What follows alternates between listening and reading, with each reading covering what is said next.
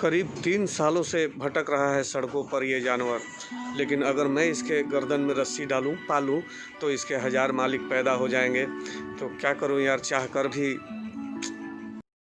ये है मेरी फेवरेट दुपहिया वाहन। जी हाँ, इस बाइक को मैं काफ़ी पसंद करता हूँ और ये टीवीएस की है, हैवी ड्यूटी के नाम से जानी जाती है। और काफ़ी बदलाव किया गया है इस गाड़ी में, पहले और अब में काफ़ी सारे अंतर आ गए हैं। और वाकई दोस्तों, इसके बड़े टायर और गियर सिस्टम न होना, क्लच का झंझट ना होना, ये बहुत बड़ा प्लस पॉइंट लगता है मुझे इस गाड़ी का। तो अच्छा है ये। और दोस्तों, पेट्रोल पंप पर जहां मैं इन दोनों भाइयों को शूट कर रहा था तो इन लोगों को बाद में डाउट हुआ कि यार ये वीडियो बन रहा था हम सबों का, तो पूछने के लिए यहाँ रुक गए कि भाई ये माजरा क्या है। तो अब ये श्योर हैं। और अब मिलिए मेरे इस भाई साहब से। जी हाँ, जस्ट अभी ये बिना किसी कारण के ही पटकाए हैं, यहाँ पर गिर पड़े हैं अपनी बाइक से और थोड़ी चोट तो ज़रूर आई है। और शायद ये आगे से सतर्क भी रहें कि कोई गलती इनसे ना हो जाए, लेकिन होने को कुछ और ही मंजूर है। दोस्तों, ये अपना स्टैंड उठाना भूल गए हैं, देख लीजिए इनकी ये मैंने यही सीखे, ये जस्ट अभी दुर्घटना के शिकार होने के बाद यही सीखे हैं, स्टैंड नहीं उठाए और चल पड़े। अब तो दोस्तों, यहाँ कोई पार्टी नहीं हो रही है और ना ही किसी तरह का पिकनिक मनाया जा रहा है। जी हाँ, ये चालक मित्र लोग हैं भारी वाहनों के, और उनके उपचालक भी हैं, सहायक कह लीजिए, जिसको हम लोग खलासी या क्लीनर कहते हैं।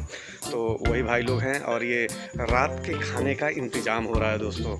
जी हाँ, खुद पकाना खुद खाना, इसमें कई फ़ायदे हैं। खुद पकाने से पैसे बचते हैं और खुद पकाने से चीज़ें भी हेल्दी बनती हैं और आपके पसंद की होती हैं, और आपको पता होता है कि आपने इस सब्ज़ी में, इस भुजिए में क्या मिलाया है।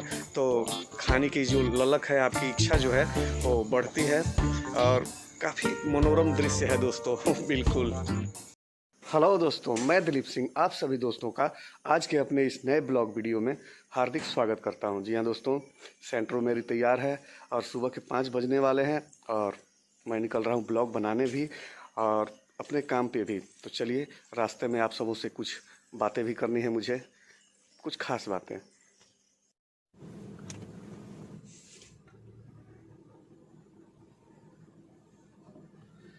तो कुछ इस प्रकार हो रही है मेरी सफ़र की शुरुआत, और प्रतिदिन कुछ इसी प्रकार होती है और इसी वक्त होती है।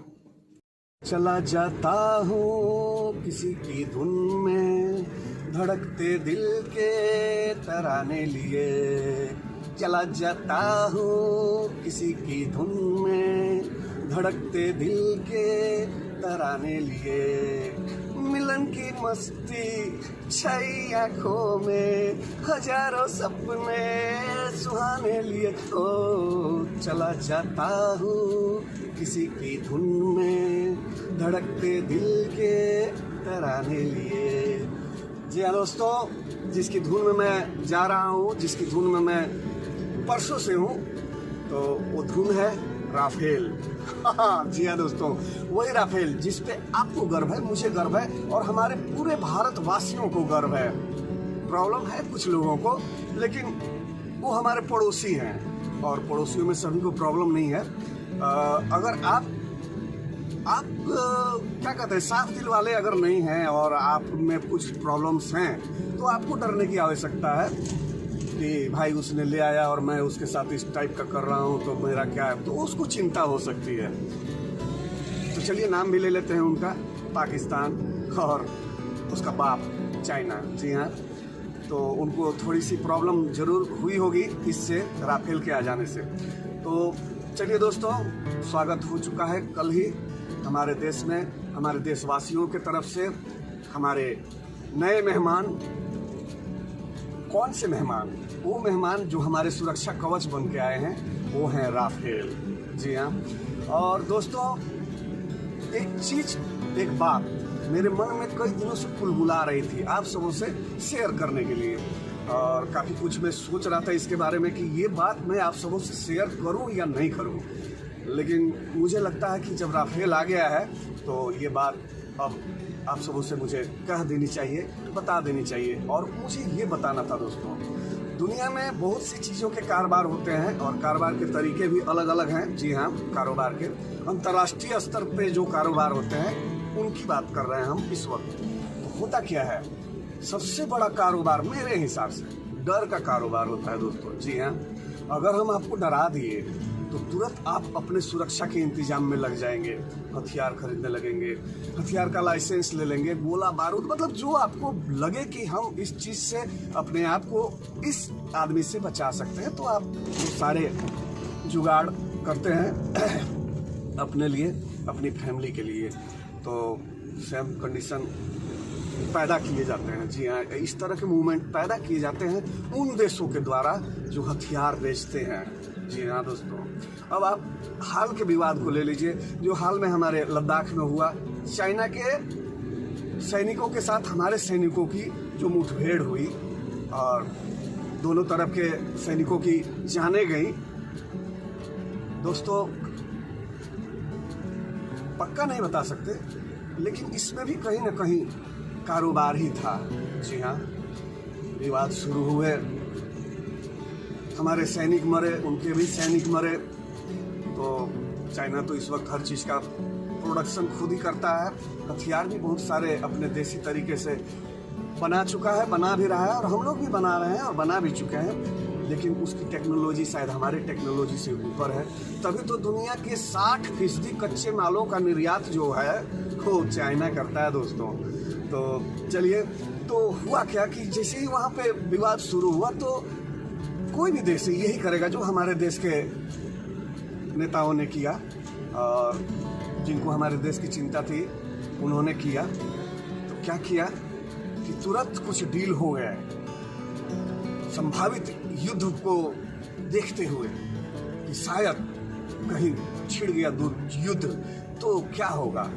तो वार के टाइम हथियार और आपकी सेना निहत्थी नहीं लड़ सकती दोस्तों, और पारंपरिक हथियारों से आजकल की लड़ाई नहीं होती है। और सबसे बड़ी लड़ाई तो आजकल हथियारों से लड़ी ही नहीं जाती है। आजकल का सबसे बड़ा वार जो है वो होता है ट्रेड वार। जी हाँ दोस्तों, तो जैसे ही संभावित युद्ध का वो लगा कि नहीं भाई कुछ ऐसा हो सकता है युद्ध टाइप का, तो तुरंत ऑर्डर दे दिए गए। कुछ ऑर्डर फ्रांस को दिए गए, पहले ही दिए जा चुके थे फ्रांस को, हालिया में रूस को दिए गए।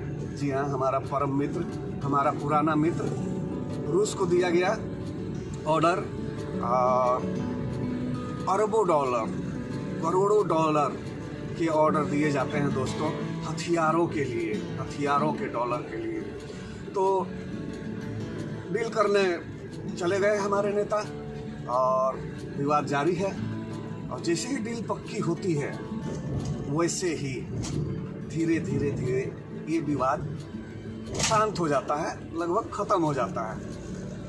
तो खोल के कोई नहीं बोल सकता दोस्तों, ना चाइना बोल सकता है कि मैंने ये रूस की मदद के लिए किया था, कि अगर मैं इस तरह के इंडिया पर दबाव बनाऊं, दिखाऊं उसे, तो रूस की शरण में या जो भी उसके मित्र देश हैं उसकी शरण में जाएगा। तो गए भी हम और डील भी हो गई दोस्तों।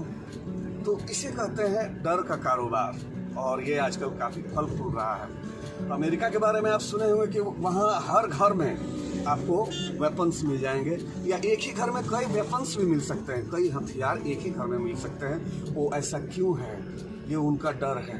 जी हाँ, अब जब तक आप असुरक्षा की भावना आपके मन में उत्पन्न नहीं होती है तब तक आप इस तरह के डील नहीं करते हैं, अपने घर के लिए भी क्यों ना हो। तो ये तो मामला देश का था दोस्तों। तो चलिए, यही बात कुलबुला रही थी मेरे मन में कई दिनों से। ये मेरा अनुमान है, ये मेरी अपनी निजी राय है, हो सकता है कि असल कुछ और ही हो, असलियत। और दोस्तों, इसी कड़ी में मैं एक बात और जोड़ना चाहूँगा। अधिक पढ़ा लिखा नहीं हूँ, आप सबों से कई बार बता चुका हूँ। तो जहाँ तक हमने जानकारी हासिल की है और पढ़ने भी आता है, साक्षर तो हूँ ना, तो कोई बुक मिलती है, कोई पुस्तक जिज्ञासा वाली मिलती है, तो मैं वहाँ से कुछ कुछ लेते रहता हूँ, कुछ कुछ उठाते रहता हूँ। और मेरा ये सीखने का क्रम लगातार मेरे साथ मेरी चिता तक जाएगा दोस्तों। मुझे सीखने की बड़ी ललक है, तो ये जोड़ना था मुझे इस ब्लॉग में बात को कि जब 1962 में चाइना के साथ हमारी लड़ाई हुई थी तो चाइना और वो मित्र ही थे, रूस और चाइना मित्र ही थे।